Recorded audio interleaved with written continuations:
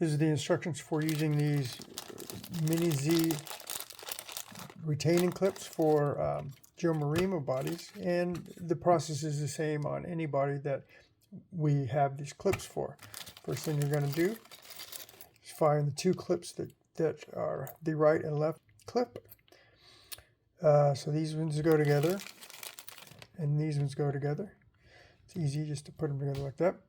So then you're going to get your body, and if the clip goes into the holes here and here, if you put too much glue on when you put the body on, you may have to drill out any extra glue out of there. I know when I did this body, I accidentally did it, if you can see here, and I had to drill the glue out some.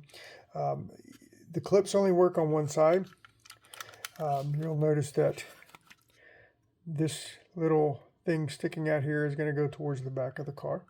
So this is going to go in this one. You're going to want to just push and slide the two little prongs into the little hole. This hook is going to go over the little pin that sticks out from the chassis. And you should, when you push it in, you hear a click. And then you do the other side. You're going to find your little holes,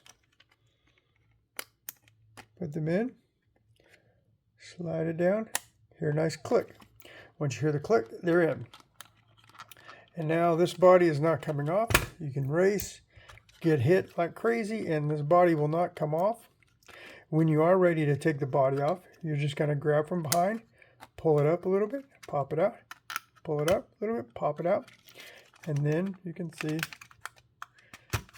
you can remove the body. So pretty easy. And fun fact, the PN Racing front clip works with Jomurema bodies. That's it. Enjoy.